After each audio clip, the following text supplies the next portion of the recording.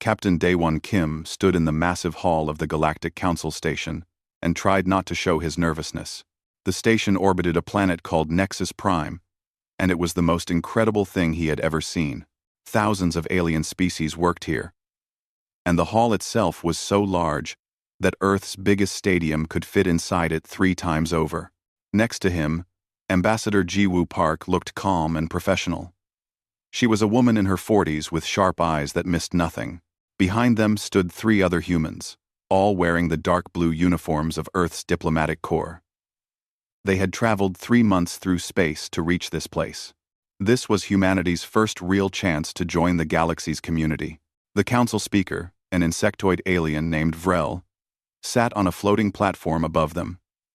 His body looked like a giant mantis covered in purple armor. When he spoke, his voice came through a translator device that made it sound cold and mechanical. "So, you are the humans," Vrel said. His mandibles clicked together in what the humans had learned was a sign of amusement.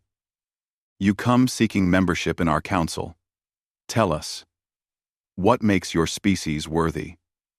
Jiwoo stepped forward. "We have achieved faster-than-light travel. We have established colonies on 3 worlds in our system. We wish to trade, learn, and contribute to the galactic community." A ripple of sound moved through the chamber. It took Daewon a moment to realize the aliens were laughing. His jaw tightened, but he kept his face neutral. A counselor from an amphibious species named Thane leaned forward. His skin was blue-green and covered in a thin layer of slime. "Forgive my colleagues," he said, though he did not sound sorry. "It is just that you appear so fragile. Your species requires such specific conditions to survive. You need temperatures within a narrow range. You require a specific atmospheric mixture. You must consume food and water constantly, or you die within days. Fragile water bags," another counselor muttered. More laughter echoed through the chamber. Vrel held up one sharp limb for silence. "The council has reviewed your biological data. You are a species that evolved in comfortable conditions and happened to develop technology. This is not unusual. However, most species with your physical limitations never leave their homeworlds. They are too weak for the challenges of space." Daewon felt his anger rising, but Jiwoo remained perfectly calm. "Speaker Vrel," she said quietly, "may I ask about your planet classification system? I have read that the council rates worlds by their difficulty level." Vrel's mandibles clicked again. "Indeed. We classify worlds from level 1 to level 10, based on their hostility to life. Level 1 worlds are paradise planets with stable climates, abundant resources, and minimal dangers. Level 10 worlds are completely uninhabitable hellscapes. Most spacefaring species, including my own, evolved on level 2 or level 3 worlds." "What level is your homeworld?" Jiwoo asked Thane. The amphibious counselor's throat sac inflated slightly. "Aquaria Prime is a level 2 world. Stable temperatures, rich oceans, minimal predators. It is a beautiful place. And yours?" Jiwoo turned to Vrel. "Manthar is classified as level 3, Vrel said with clear pride. "We had to compete with other species for resources, but our world taught us to be strong and clever." Jiwoo nodded slowly. "I see. And what level would you classify Earth as? Your garden world?" Vrel made a dismissive gesture. "Obviously level 1 or level 2. Your species could not have survived anything more challenging given your obvious physical weaknesses." "Could you check?" Jiwoo asked. "Your database should have Earth's survey data by now. Our probe network sent complete planetary information 3 months ago." Vrel looked annoyed at being questioned, but he gestured to an assistant. A holographic display appeared in the air above the council.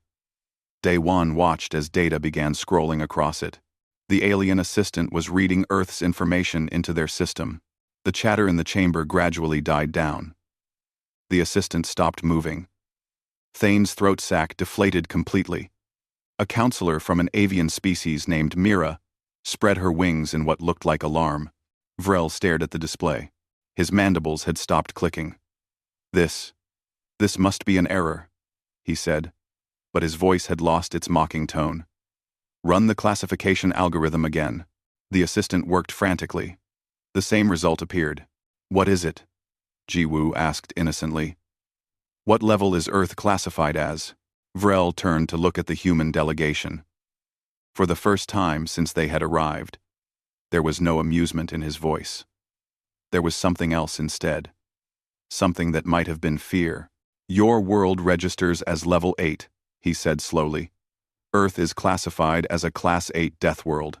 In all of Council records, only 12 species have ever evolved on worlds rated level 6 or higher. Most of them are extinct. The 3 that survived are considered the most dangerous species in the galaxy. The chamber had gone completely silent.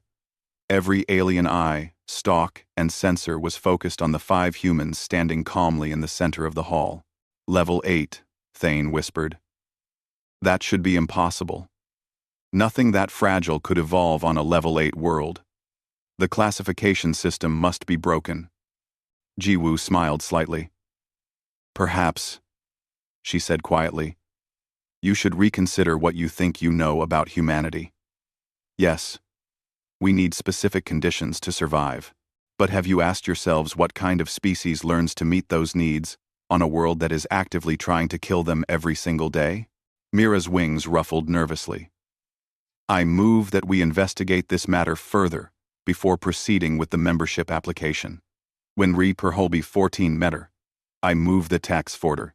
Agreed, Vrel said quickly. His earlier arrogance had completely vanished. Humans, you will remain on the station while we verify this data and conduct appropriate evaluations. Of course, Jiwoo said. We are happy to cooperate with any tests the Council requires. As the humans were escorted from the chamber, Day One leaned close to Jiwoo. That went well, he whispered. They have no idea what's coming, Jiwoo replied quietly. Let them run their tests. Let them see what a level 8 world creates. Then, they will understand. Behind them, the council chamber erupted in worried conversation. The humans walked calmly away, their footsteps echoing in the vast alien halls. The council chamber looked different today. Yesterday it had been full of mocking laughter. Now, every counselor sat in tense silence as Dr. Hyun-Soo Lee prepared his presentation. The young scientist seemed completely relaxed as he set up his display, humming quietly to himself. Day One stood at attention near the back with Lieutenant Young Mi Choi, a security officer who had come with the delegation. She was a compact woman, with a scar across her left eyebrow and the kind of stillness that came from serious military training. She had barely spoken since they arrived at the station. Dr. Lee, Vrel said stiffly, the Council has reviewed Earth's survey data multiple times. The classification algorithm continues to rate your world as Level 8. This is highly unusual. We require detailed explanation. Of course, Hyun-Soo said cheerfully. He activated his display, and an image of Earth appeared, blue and white and beautiful. This is our home. Let me tell you about it. He zoomed in on the oceans. 70% of Earth's surface is covered in water. But not pure water. Salt water.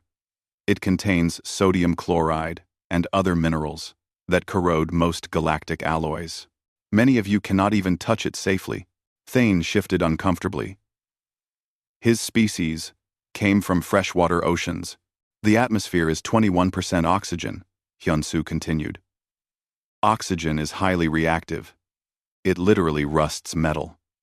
It causes fires. 40% of council species consider it a poison. He smiled. We breathe it with every breath. Our cells use it to create energy. We would die without it. Mira's feathers ruffled. Oxygen breathers are rare in the galaxy. It is a dangerous adaptation. Oh, we are just getting started, Hyun-Soo said. He brought up new data. Earth has tectonic plates, massive sections of the planet's crust that constantly move. This causes frequent earthquakes. The ground literally splits open without warning. We have built entire cities knowing they might collapse during the next tremor. He showed footage of an earthquake. The aliens watched in horror as buildings swayed and roads cracked. Temperature variations, Hyun-soo continued, seeming not to notice their distress. Earth's recorded temperatures range from -89 degrees Celsius to +56 degrees Celsius. Most of you prefer a range of about 15 degrees. Humans live and work across a range of almost 150 degrees. Impossible, Vrel said. No carbon-based life could function across such extremes. We adapt, Hyun-soo said simply. We wear different clothing. We build shelters. We create tools. It is what we do. He showed them footage of a hurricane. The massive storm filled the screen, winds screaming at over 300 kilometers per hour. These happen regularly, he said. Sometimes multiple hurricanes exist at the same time. We call it storm season. You have seasons of catastrophic storms? Thane asked weakly. Hurricanes, tornadoes, blizzards, floods, droughts. Hyun-soo listed them on his fingers. Volcanic eruptions, tsunamis, forest fires, avalanches. Earth is very dynamic. A counselor from a crystalline species spoke up. Your planet has suffered multiple extinction events according to the data. Events that killed over 70% of all life. Yet you claim your species thrived there? We did not exist during those events, Hyun-soo admitted. But yes, Earth has been hit by asteroids, experienced ice ages, and gone through periods of extreme volcanic activity. Life always survived. Life always adapted. Mira leaned forward. Dr. Lee, the most concerning data in your files concerns your predators. Would you address that? Ah, yes, the predators. Hyun-soo looked genuinely excited now. He pulled up footage of a great white shark breaching the water with a seal in its jaws. This is a white shark. It can grow to 6 meters long and weigh over 2,000 kilograms. It has serrated teeth and can bite with a force of 18,000 newtons. The footage changed to a saltwater crocodile. This is a crocodile. Ambush predator. Lives in water and on land. Has the strongest bite force of any animal on Earth. About 16,000 newtons. They can hold prey underwater until it drowns. Then a polar bear. These hunt in the frozen regions. They are large enough to kill a human with a single strike. Then lions. Then tigers. Then wolves. And humans are the apex predators of this world? Vrel asked quietly. Not exactly, Hyun-soo said. Humans are not the strongest, or the fastest, or the most dangerous in direct combat. But we are persistence hunters. We track prey for hours or days until it collapses from exhaustion. We work in groups. We use tools. We adapt to any environment. Every single one of those predators I showed you, we learn to coexist with or overcome. Not through strength. Through intelligence and endurance. The chamber was silent. Ji-woo stood up from her seat. Counselors, I think you begin to understand. You mocked us for being fragile. You were right. We are fragile. A human can die from lack of water in 3 days. We can freeze to death in hours. We can be killed by predators, much stronger than us. But we survived anyway.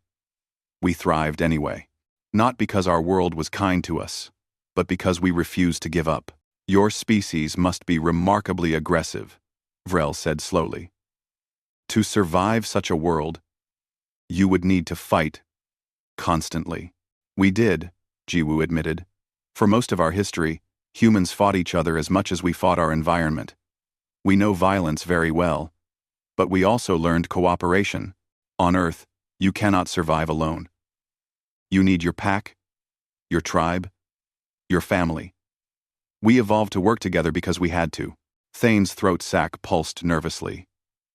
What have you actually accomplished? Surviving is one thing, but what can HellWorlders truly do? Day One spoke for the first time. Would you like a demonstration, Counselor? The Council conducts standard species trials for all applicants. correct? Physical and mental tests to evaluate capabilities? Yes, Mira said cautiously. We do. But perhaps we should reconsider the testing protocol for your species. The standard trials were designed for normal species. Not Deathworlders, Youngmi said quietly. Every head turned toward her. She had been so still that many had forgotten she was there. We will take your tests, counselor. All of them. Exactly as you give them to every other species. She stepped forward, and there was something in the way she moved that made several counselors lean back. I volunteer, she said. What is your first challenge? Vrel looked at Thane, then at Mira. The avian counselor spread her wings slowly. Very well. If the humans wish to prove their capabilities, we will arrange the trials. But I warn you, these tests have broken many strong species. They are designed to find the limits of what a being can endure. Youngmi's expression did not change. Good, she said simply. As the council began making arrangements, Hyun-Soo leaned close to Day One. Do you think they understand yet? He whispered. Day One watched the aliens moving around in barely controlled panic. The council testing facility was enormous. Proctor Kess, a reptilian alien with green scales and cold yellow eyes, led the group through corridors lined with viewing windows. Behind those windows, various aliens trained or recovered from previous tests. These trials have been used for 3,000 years, Kess said in his hissing voice. They measure the physical and mental limits of each species. Many applicants fail. Some are injured. A few have died. Young Mi walked beside him without expression. Daewon and Ji-woo followed with the rest of the human delegation. Through one window, they saw a massive alien covered in thick armor. He stood at least 3 meters tall, with muscles like coiled steel cables. That is Drex, Kess said. He is from a warrior species. He holds the current record in 4 of our 5 trial categories. You will be competing against his marks. Understood, Youngmi said. They entered a large arena. Hundreds of aliens filled the observation decks. Word had spread that the humans were being tested, and everyone wanted to watch. Vrel, Thane, and Mira sat in a special viewing box. First trial, Kess announced. Endurance. You will run on this track until you can no longer continue. The current record is 45 minutes at moderate pace. Youngmi stepped onto the track. She wore simple athletic clothing and running shoes. Next to her, 3 other species lined up to compete. One was a feline alien with powerful legs. Another was an insectoid similar to Vrel's species. The third was a stocky being with 4 legs. The signal sounded. They began running. For the first 10 minutes, the other aliens maintained the lead. The feline creature moved with beautiful grace. The insectoid's legs blurred with speed, but Youngmi kept a steady, unchanging pace behind them. At 20 minutes, the 4-legged alien began to slow. At 30 minutes, it stopped completely, breathing hard. The insectoid lasted until 35 minutes before its legs began to shake. It stumbled off the track. At 40 minutes, the feline alien was struggling. Youngmi ran past it without changing her pace. Her breathing was steady and controlled. Sweat covered her face and arms, but she showed no sign of stopping. At 45 minutes, Youngmi matched Drex's record. She kept running. At 1 hour, aliens in the observation deck began to murmur. At 2 hours, those murmurs became worried conversation. At 4 hours, even Vrel had leaned forward in his seat. Youngmi ran for 6 hours at the same steady pace before Kess finally stopped the trial. Enough, he said. This is beyond anything we have recorded. Youngmi stopped running. She bent over with her hands on her knees, breathing hard, but she was still standing. Is that all? She asked. Kess stared at her. How? How did you continue so long? Humans are pursuit predators, Youngmi said between breaths. We chased prey across the plains of Africa until it collapsed from exhaustion. 6 hours is nothing. I could have gone longer. The second trial began an hour later, after Youngmi had rested and hydrated. Environmental adaptation, Kess announced. You will be placed in a chamber where temperature varies. Most species have a comfort range of about 15 degrees. We will test your range. They sealed Youngmi in a transparent chamber. The temperature began at 20 degrees Celsius, comfortable for most species. Then, it began to drop. At 15 degrees, most aliens showed signs of discomfort. At 10 degrees, many would need protective gear. At 5 degrees, Youngmi was still standing normally. She had crossed her arms and was shifting her weight, but she was functional. They lowered it to 0. Then, -5. Youngmi was shivering now. But when Kess asked if she wanted to stop, she shook her head. They brought the temperature back to 20, then began raising it. At 30 degrees, Youngmi relaxed. At 35, she began to sweat, but remained alert. At 40 degrees, she was clearly uncomfortable, but still responsive to commands. Remarkable, Mira said from the observation box. She functioned across a range of 45 degrees. Our ancestors lived everywhere on Earth, Jiwoo explained. From Arctic regions to deserts. We evolved to adapt. The third trial brought Taeyang Sung, one of the human engineers, to the testing floor. He held up a container of liquid. This is water from a level 4 world. It contains bacterial content that is considered safe for most species, but would be dangerous to primitive immune systems. Taeyang took the container and drank it without hesitation. The alien medics immediately rushed forward with scanning equipment, expecting him to collapse. Nothing happened. Taeyang wiped his mouth. That actually tastes better than some water sources on Earth, he said. Have you ever drunk from a river downstream from a city? Now that is risky. Explain, Vrel demanded.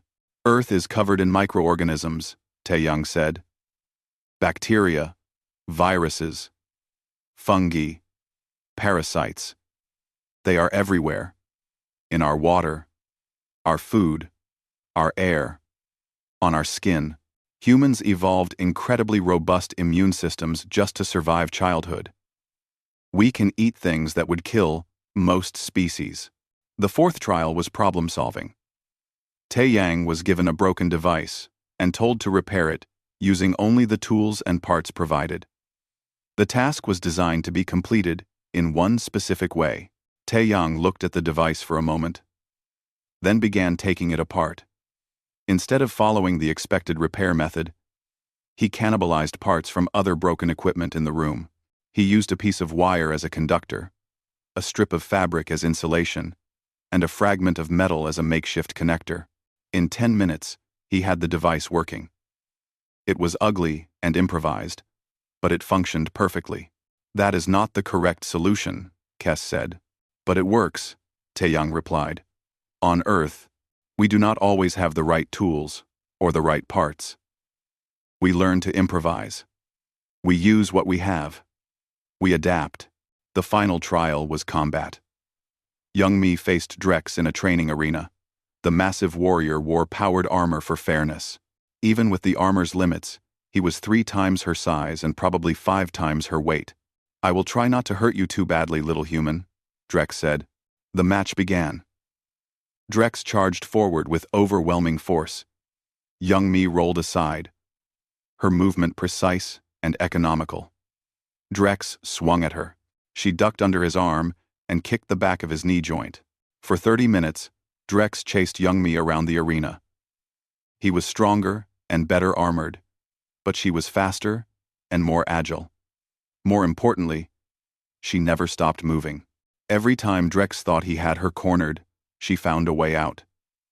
Every time he tried to create distance to rest, she pressed forward. Drex began to slow. His breathing became labored. Youngmi had been hit several times, and bruises were forming on her arms and ribs, but she kept coming. Relentless. Unstoppable. Finally, Drex lowered his arms. I yield, he said. I cannot continue. Young Mi stopped immediately. Good match, she said, offering her hand. Drex stared at it for a moment, then carefully shook it. You would not stop, he said, confusion in his voice. I tried to create distance, but you kept coming. No species fights like that. On Earth, Young Mi said, we learned that survival means never giving up.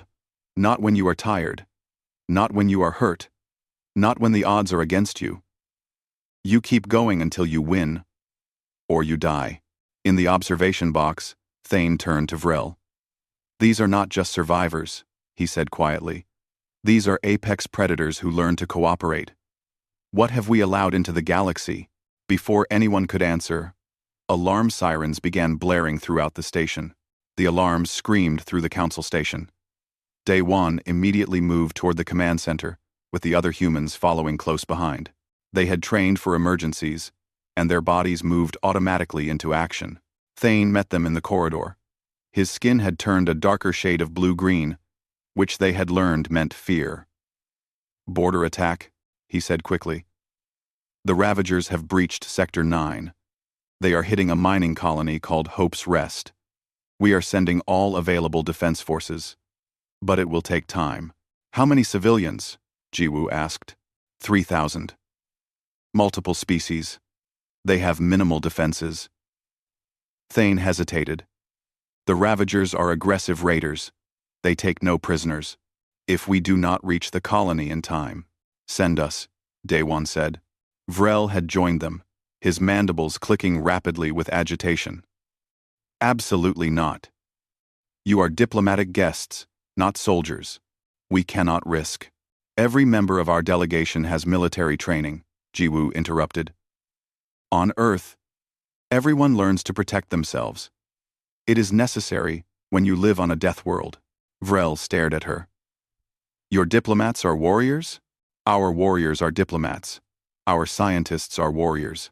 Our teachers are warriors, Daewon said flatly. When your world is constantly trying to kill you, everyone learns to fight.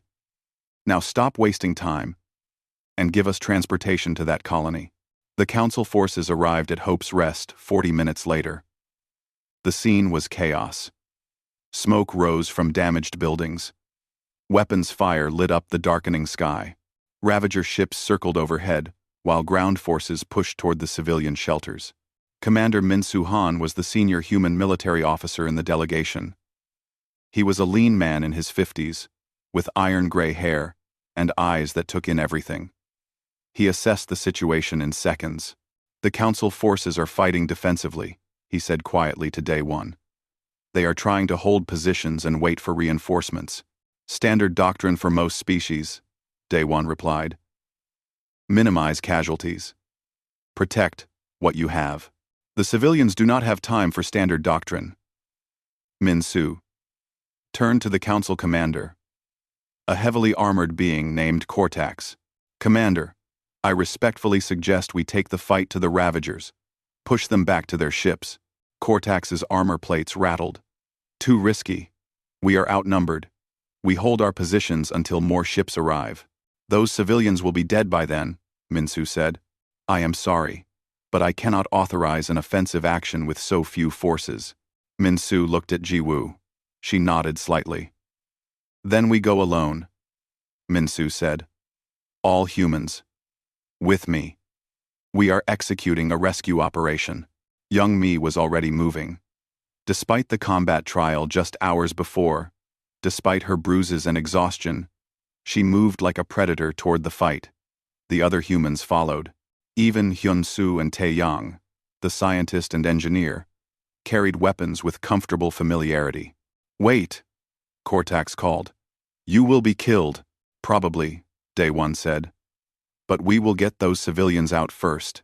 The human team moved through the colony with frightening efficiency. They did not fight like the council forces, holding positions and waiting.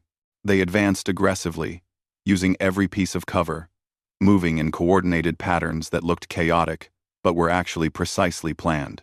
Corporal Bo-Ra Shin was their medic, a young woman with gentle eyes that turned cold and focused in combat. She moved behind the team, treating injuries without ever stopping. When a wounded alien civilian cried out nearby, she ran to them under fire, dragged them to safety, and stabilized them in less than 3 minutes. "You should stay safe," the alien gasped. "You are a healer, not a warrior. On Earth, healers work where people are hurt," Bora said calmly, injecting something that stopped the bleeding. "People get hurt in dangerous places, so healers go to dangerous places." The Ravagers had never fought anyone like the humans. Most species retreated when outnumbered. Humans advanced. Most species created distance when hurt. Humans pressed forward even harder. The Ravagers found themselves being pushed back by an enemy that should have been easy prey. Youngmi took a plasma burn to her left arm while covering an escape route for civilians. She switched her weapon to her right hand and kept firing. "Through here!" she shouted at the terrified aliens. "Move, move." A Ravager appeared in the doorway. Youngmi threw herself at him, using her knife when her gun could not angle properly. The fight was brutal and quick. She won, but added new injuries to her collection.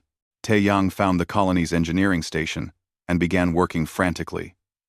"If I can overload their power grid," he muttered, "I can create a feedback pulse that will disable their shields." "How long?" Minsu asked, providing covering fire. 5 minutes. "You have 3. Taeyang's hands moved faster. He was using parts of the mining equipment in ways they were never designed for, creating improvised explosives and electrical traps. It was dangerous and unpredictable. It was also brilliant. The explosion, when it came, knocked out power across half the colony. But it also sent a pulse that overloaded the Ravager shields. Minsu smiled grimly. "All units, target their ships. Now." The combined Council and human forces focused fire on the vulnerable Ravager vessels. 2 ships went down. The others began retreating. On the ground, the Ravager forces found themselves cut off and surrounded. They surrendered quickly. Most species did when they realized they could not win. Later, in the colony's medical center, Bora worked on dozens of wounded while refusing treatment for herself. "Others first," she said firmly. "I can wait." A young alien child, no more than 5 years old in human terms, clung to her leg. Bora had carried the child from a collapsed building during the fighting. Now the child would not let go. "It is okay," Bora said gently. "You are safe now. I promise." Drex found Youngmi in a corridor, leaning against a wall, while a medic treated her burns. "You were hurt in the trials," he said. "You should have stayed behind. Instead, you fought harder than anyone." Youngmi shrugged with her good shoulder. "My team was here. Where else would I be?" "I do not understand your species," Drex said slowly. "You bond with others so quickly. That child barely knows your medic. Yet she treats him like family. You met us days ago, yet you risked your life to save our civilians. Why?" "On Earth, we call it pack bonding," Youngmi said. "When you grow up on a world that is constantly trying to kill you, you learn that survival means protecting your group. All of them. And humans. We bond with anyone. It is probably a survival trait. You become part of the pack very quickly. Even species you just met? Especially species we just met," Youngmi said quietly. "Because they need help right now." The victory celebration was interrupted by grim news. Cortax had interrogated a captured Ravager. The prisoner laughed at them. "You won nothing," he said. "The Apex fleet comes. They heard about this rich sector. Your council worlds will burn. Everything will burn." The celebration died immediately. Thane's skin turned almost black with fear. "The Apex fleet," he whispered. "They have destroyed 17 civilizations. They are unstoppable." "Way. Over." Vrel's mandibles clicked nervously. "They fight with overwhelming numbers and advanced weapons. They show no mercy. Every species that has faced them has either been destroyed or fled their territory." In the silence that followed, Jiwoo spoke quietly. "How long until they arrive?" 3 days, Cortax said. Maybe 4. Then we have work to do, Jiwoo said. She looked at the humans. They all nodded. Commander Minsu, contact Earth. Tell them we need the fleet. All of it. Ambassador? Daewon asked. That is our entire military force. If something goes wrong, then we make sure nothing goes wrong, Jiwoo said firmly. She turned to face the council members. You are about to learn what happens when you threaten a pack-bonding species. You are about to learn what humans do when you threaten our people. Because you are our people now. And we protect what is ours. The council chamber had never been this tense. Representatives from dozens of species argued frantically. Some wanted to evacuate. Others wanted to surrender. A few wanted to fight. But no one could agree on strategy. Admiral Jun Ho Kang stood at the front of the chamber, and his presence alone brought quiet. He was a tall man with white hair and a face like carved stone. Behind him stood Representative Hae-won Yu, a weapons specialist who had analyzed the Apex Fleet's capabilities for the past 2 days. The Apex Fleet will arrive in 16 hours, Junho said without emotion. They outnumber us 5-1. Their weapons technology is superior. Historical data shows they have never been defeated in open combat. Then we must evacuate, Vrel said. His earlier arrogance had completely disappeared. We cannot win this fight. Our guard plant active. Quote, we cannot win this fight. No, Jiwoo said firmly. We can win. But not by fighting the way you have always fought. Thane's throat sac pulsed weakly. Ambassador Park, I respect what your people accomplished at Hope's Rest. But this is different. The Apex Fleet is not raiders. They are a military force that has destroyed civilizations. What can one small species do against that? One small species from a level 8 death world.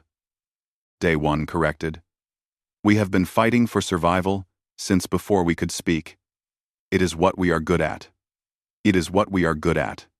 We have been fighting for the one. It is what we are good at. Junho activated a display. Earth's fleet appeared, dozens of ships moving into formation. This is our military force. We brought everything. Not because we thought we would win easily, but because this fight matters. Your fleet is impressive for such a young species, Mira said carefully.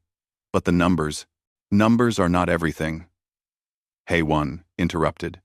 She was a small woman, with sharp features and eyes that never stopped analyzing. Every council species evolved, where survival was easy. You developed technology to avoid conflict. You created weapons to defend, not to attack. You fight wars to minimize casualties and protect resources. She pulled up tactical data. Humans developed technology to win conflicts. There is a difference. Every weapon we make is designed to destroy. Every strategy we use is designed to break the enemy's will to fight. We do not seek minimal casualties. We seek victory. That sounds barbaric, Vrel said quietly. It is, Jiwoo admitted. Earth's history is full of terrible wars. Millions died. Cities were destroyed. We created weapons that could end our entire species. We learned war very, very well. She paused. And then we learned peace. Not because our world became kind, but because we finally understood the cost of war too deeply to accept it easily. But when we must fight, we know exactly how. Hae-won showed them footage of human military operations. Drones that sacrificed themselves to destroy larger targets. Tactics that accepted friendly casualties to achieve objectives. Strategies built on deception and psychological warfare. You trick your enemies? We use every advantage, Hae-won said. Information warfare. Misdirection. Fear. Humans understand that war is not just about weapons and ships. It is about breaking the enemy's ability and willingness to fight. Minsu stepped forward. The Apex Fleet wins through overwhelming force and intimidation. They expect enemies to fight defensively and eventually collapse. But they have never fought an enemy that attacks more aggressively than they do. They have never fought humans. I cannot authorize this, Vrel said. The risk is acceptable, Junho said flatly. Earth formally requests Defense Coordination Authority. We will command the combined fleet. You want us to follow your orders in battle? Vrel's mandibles clicked in disbelief. Yes, Jiwoo said simply. Because we know how to win. The vote was close. But desperation won out. The Council granted temporary command authority to the humans. Some species immediately withdrew their ships, rather than follow human orders. Others stayed, too frightened to run, and too desperate to refuse help. When the Apex fleet arrived, they found a formation waiting for them that made no sense.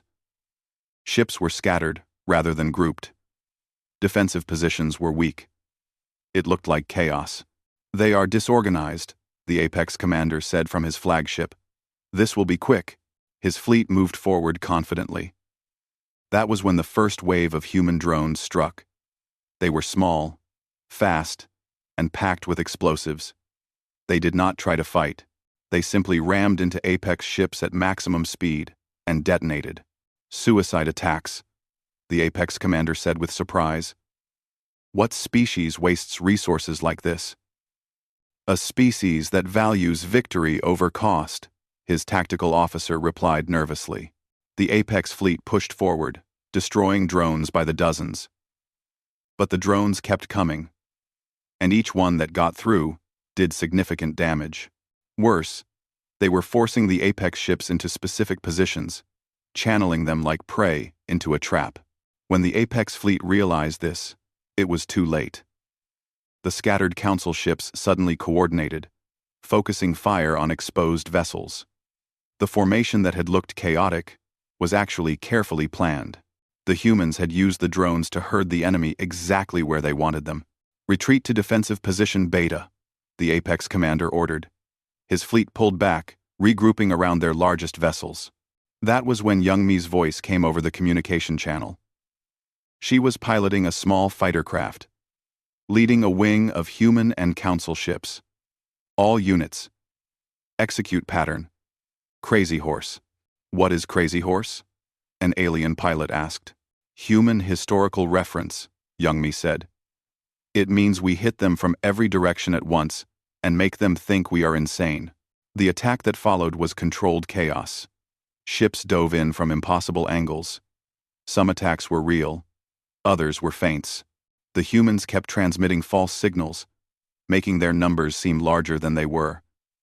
They broadcast messages, designed to confuse and frighten. Min-Su coordinated from the command ship, his tactical mind working 3 steps ahead of the enemy. Every time the Apex fleet tried to establish a formation, human forces disrupted it. Every time they tried to focus fire, targets scattered and attacked from new directions. The Apex commander had never experienced warfare like this. His species fought with discipline and order. The humans fought with aggressive unpredictability. They took casualties that should have broken their formation. But they never stopped attacking. On one of the damaged human ships, Taeyang and Bo-Ra worked frantically. The ship had been hit hard. Systems failing. Taeyang was keeping the weapons online, using improvised repairs that would have made any proper engineer cry. Bo-Ra was treating wounded crew, while simultaneously coordinating damage control. This is insane, an alien crew member said. The ship is falling apart. Then we fight until it does, Bo-Ra said calmly, injecting medicine into a wounded officer. That is how humans work.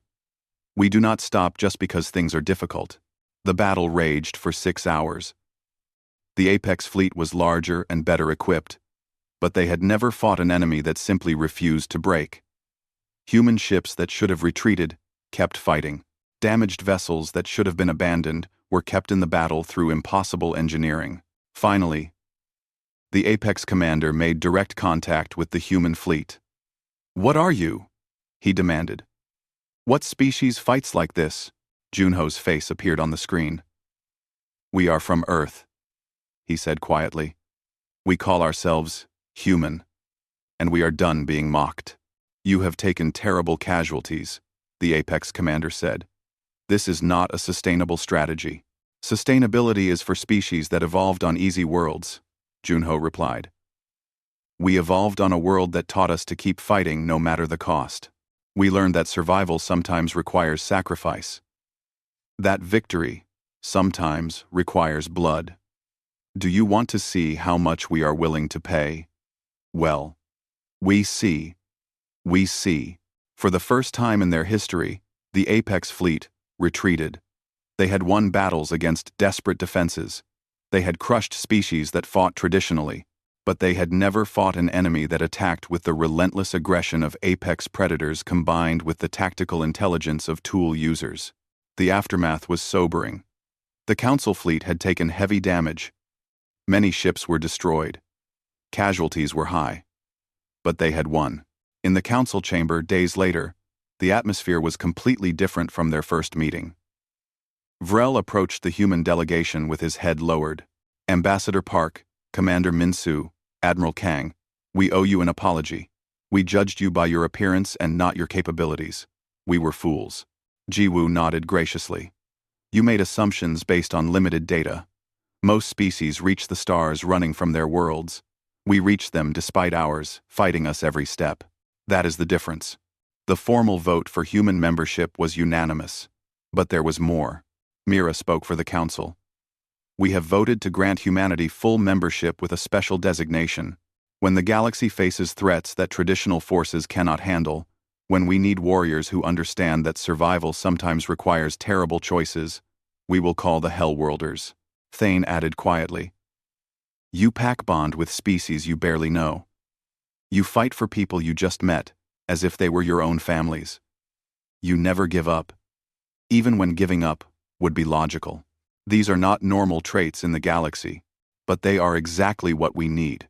That evening, Day-1 and Young-Mi stood at a viewport, looking at Earth in the distance. The planet hung in space, blue and white, and beautiful, and deadly. They called us weak because we need so much to survive, Young-Mi said softly. She had new scars from the battle, and her left arm was still in a medical brace.